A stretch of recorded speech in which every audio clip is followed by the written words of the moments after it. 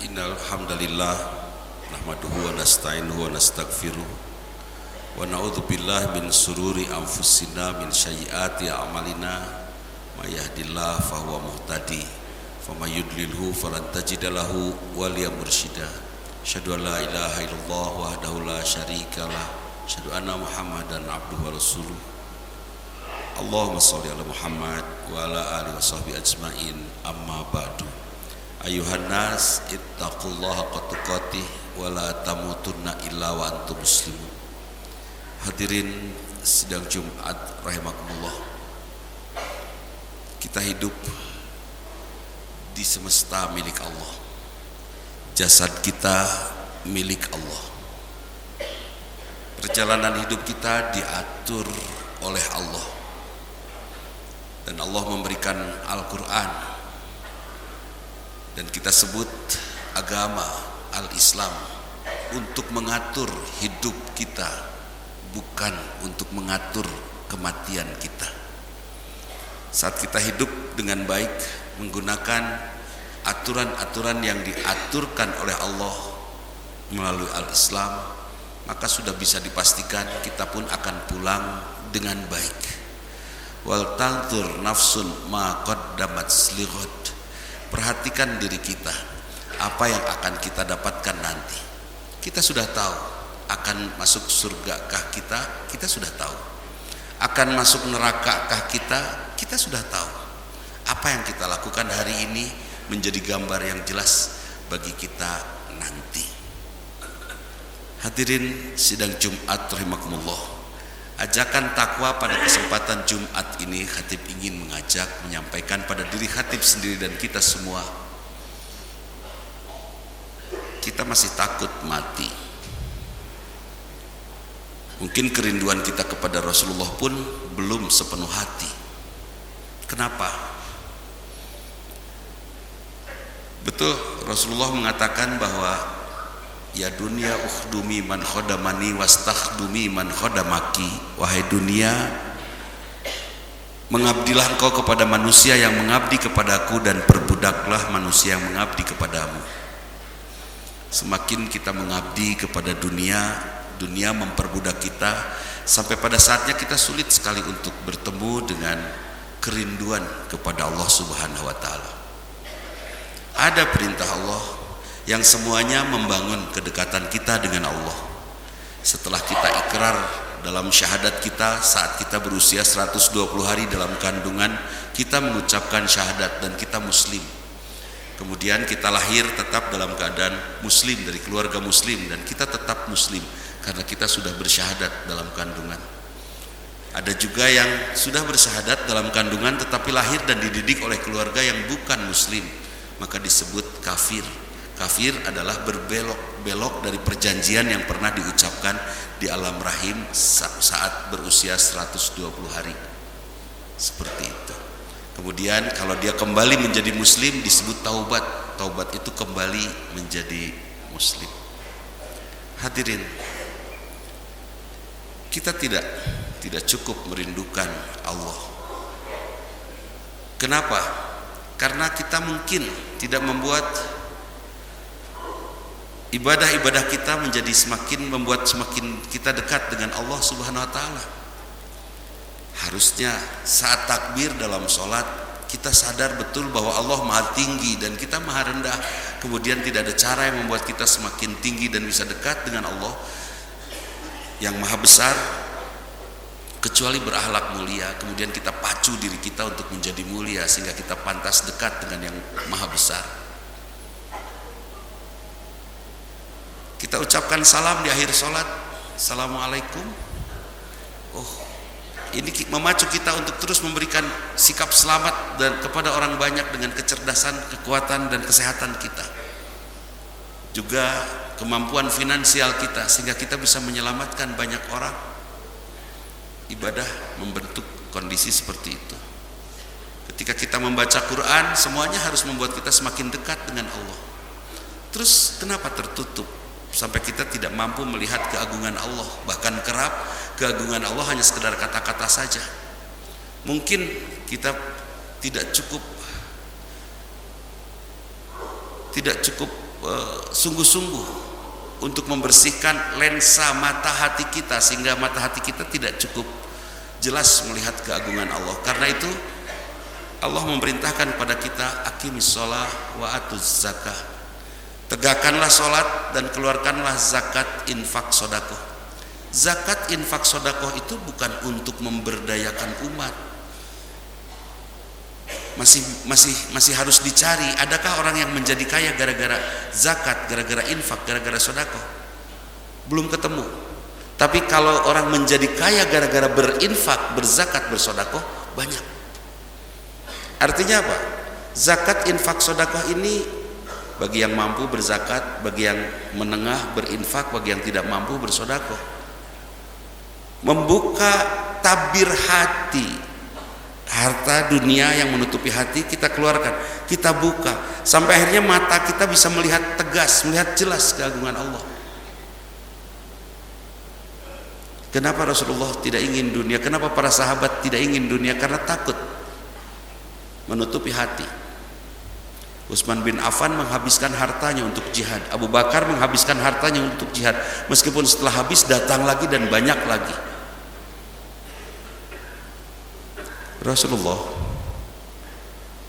dia tidak minta baju baru, beliau tidak minta renovasi rumah, beliau tidak minta makan enak, tidak. Beliau simpan dunia di belakang kehidupannya, sehingga dunia mengejar dirinya. Mana akan kita pilih? Dikejar oleh dunia, atau kita sibuk mengejar dunia yang tidak pernah kita dapat? Simpan dunia di belakang sampai dunia mau mengejar kita. Kemudian apa yang dikejar oleh Rasulullah dan para sahabat? Fa aina tadhhabun? Kemana kalian akan pergi? Ila mardhatillah, kami akan pergi untuk mendapatkan ridho Allah, menuju ridho Allah. Kita semua melangkah menuju Allah, dunia kita simpan di belakang. Insya Allah kita mungkin tidak akan lagi takut menghadapi kematian.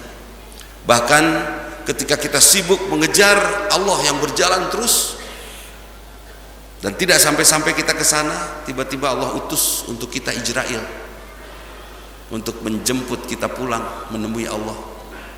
Mungkin tidak ada kalimat yang akan kita ucapkan kecuali rasa bahagia karena bertemu Allah lebih cepat. Kenapa? Karena itu yang kita kejar. Hadirin sidang Jumat rahimakumullah, pada kesempatan yang pendek ini khatib hanya ingin mengingatkan, kerap kita lupa bahwa kita ini makhluk yang mulia. Kemudian kemuliaan kita sering sekali kita hiasi dengan harta, padahal harta tidak lebih mulia dari manusia, harta lebih hina dari manusia. Boleh jadi kalau khatib sebut seperti ini pantas. Banyak manusia yang seharusnya mulia, dia hinakan dirinya dengan harta. Akibatnya sering sekali nilai-nilai kemanusiaan hilang dari dirinya, sehingga boleh dibertanya kepada dirinya sendiri, sesungguhnya kita ini manusia atau bukan? Karena pada dasarnya manusia adalah seorang yang sadar bahwa dirinya ciptaan Allah, dirinya hidup di semesta milik Allah, diberi petunjuk oleh Al-Quran, firman Allah, dapat rizki dari Allah. Tentunya tidak ada rencana yang paling tepat untuk kita canangkan saat ini kecuali merencanakan dengan sungguh-sungguh pada saatnya bertemu dengan Allah Subhanahu wa taala. Barakallahu li wa lakum.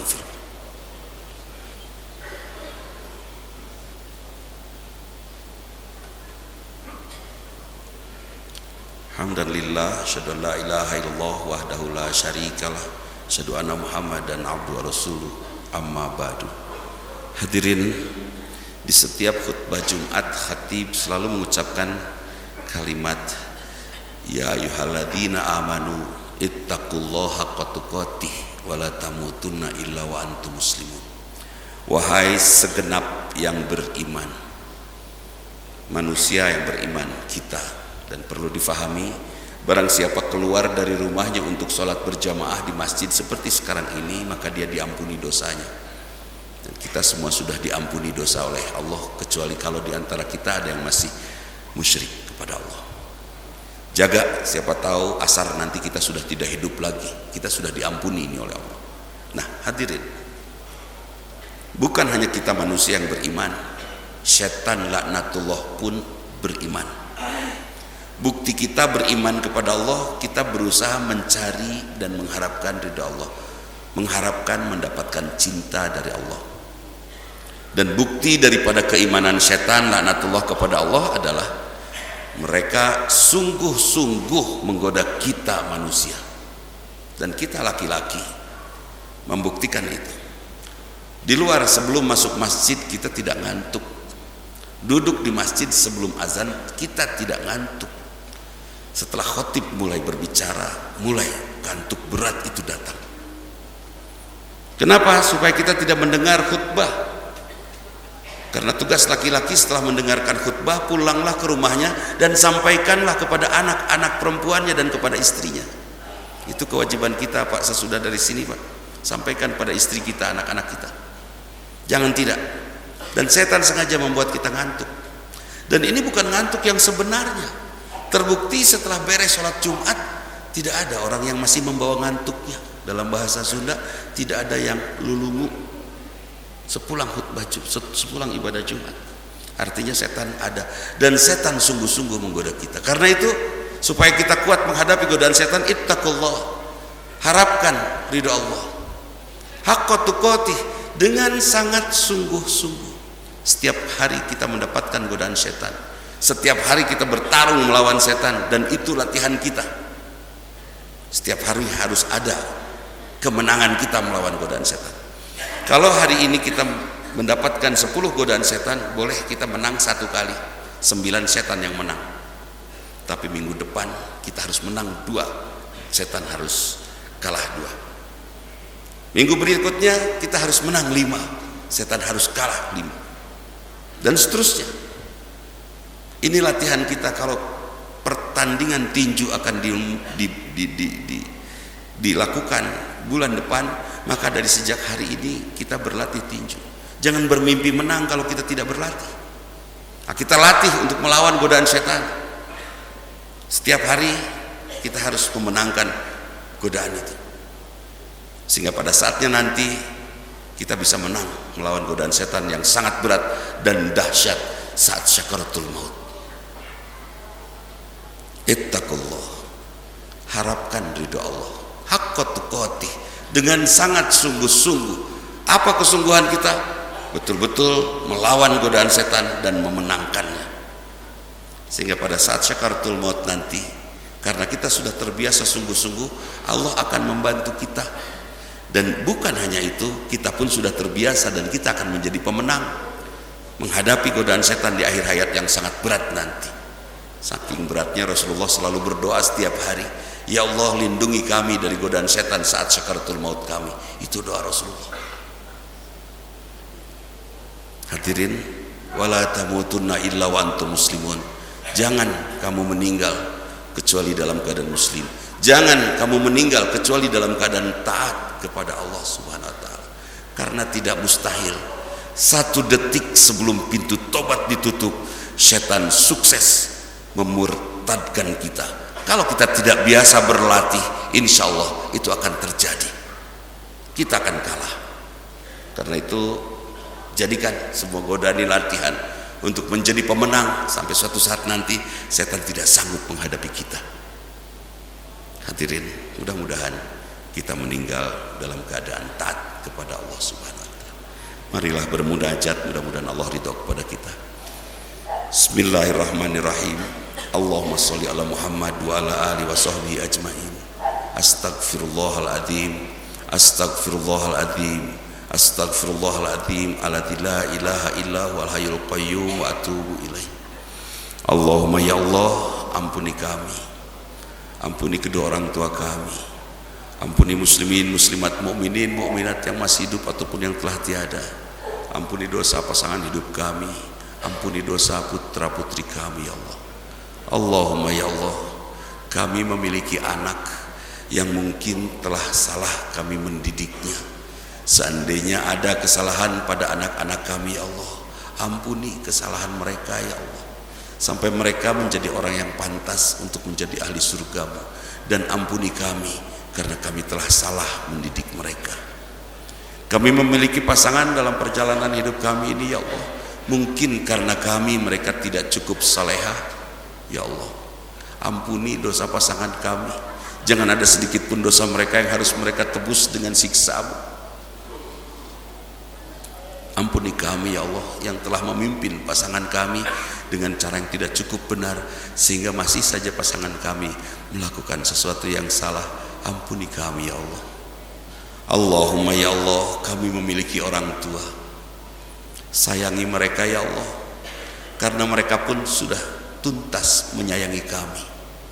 Anugerahkan bagi kedua orang tua kami surga-Mu ya Allah, karena mereka juga selalu saja memberikan surga itu bagi kami. Kayakan kedua orang tua kami di dunia ini dan di akhirat nanti ya Allah, karena kami sudah pernah menghabiskan harta mereka. Sehatkan kedua orang tua kami di dunia ini dan di akhirat nanti ya Allah, karena kami pun selalu diajari untuk hidup sehat, dan saat kami sakit mereka segera mengobati kami. Jangan Engkau lukai kedua orang tua kami ya Allah, karena mereka pun mengajarkan kami untuk hati-hati agar tidak terluka, dan saat kami terluka mereka segera mengobati kami.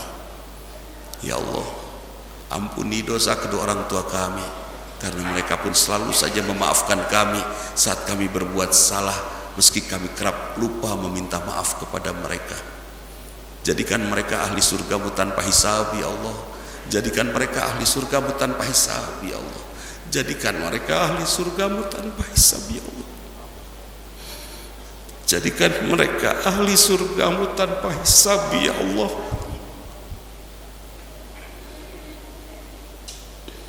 Jangan ada selebar pun api neraka yang harus menyentuh tubuh mereka ya Allah. Mereka sudah mengajarkan kepada kami beriman padamu, terimalah itu. Temui mereka di surga-Mu ya Allah dengan senyum-Mu, karena hanya senyum mereka yang paling tulus pernah kami terima ya Allah. Jadikan ibu bapak kami ahli surga-Mu tanpa hisab ya Allah. Allahumma inna nas'aluka ridhoka wal jannah wa na'udzubika min sakhatika wan nar. Rabbana atina fid dunya hasanah wa fil akhirati hasanah wa qina adzabannar. Subhana rabbika rabbil izzati amma yasifun wa salamun alal mursalin walhamdulillahi rabbil alamin. Ibadallah, innallaha ya'muru bil adli wal ihsan wa ita'i dzil qurba wa yanha 'anil fahsya'i wal munkari wal baghi ya'idukum la'allakum yatadhakkarun wa ladzikrullahi akbar. Aqulu qouli hadza wa astaghfirullaha li wa lakum. Assalamualaikum warahmatullahi wabarakatuh.